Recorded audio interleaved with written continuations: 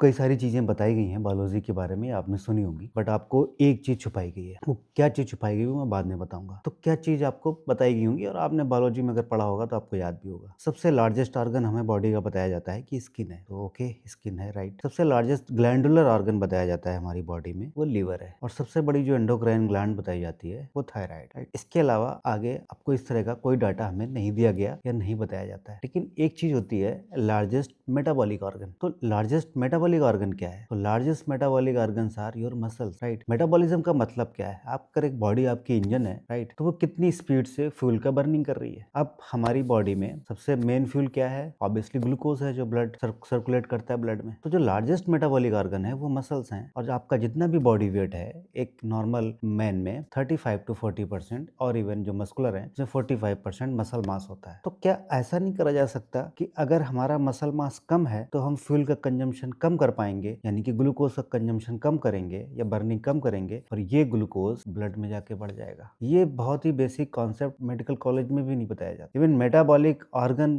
नाम का कोई ऑर्गन भी है, ये टीच ही नहीं किया जाता है ही नहीं एकेडेमिया में। जो हमारी बॉडी का 40% पार्ट है वो सबसे बड़ा मेटाबॉलिक ऑर्गन है, और वो जब एक्टिव होगा तो आपका जो ओवर कंजम्पशन हम फूड का जो आजकल कर रहे हैं, जो सभी लोग कर रहे हैं, ओवर कंजम्पशन ऑफ फ्यूल, यानी कि हम ज्यादा फ्यूल कंज्यूम कर रहे हैं, तो अगर आपका मेटाबॉलिक ऑर्गन का साइज अच्छा है तो आप ज्यादा बर्न भी तो कर पाओगे। जो वो एक्स्ट्रा शुगर या कैलोरीज आपके ब्लड में या फैट होकर इकट्ठा हो रही है। तो रेजिस्टेंस ट्रेनिंग करना बहुत जरूरी है। का मसल मास एवरेज होगा या उससे ज्यादा होगा तो आप ज्यादा फैट को बर्न करोगे, ज्यादा ग्लूकोज को बर्न करोगे। तो इससे क्या निकला है कि बेस्ट एक्सरसाइजेस कौन होती हैं? मेटाबॉलिक सिंड्रोम, डायबिटीज, मोटापा, इन सारी बीमारियों को कंट्रोल करने के लिए इन लॉन्ग टर्म वो होता है वेट लिफ्टिंग। वेट लिफ्टिंग से ही आपका मसल मास बढ़ सकता है। तो सारा जो आपकी लड़ाई है या कि कौन सी एक्सरसाइज बेटर है, कौन सी एक्सरसाइज बीमारियों में बेटर है, मुझे लगता है कि वो सारे आंसर आज मिल गए होंगे।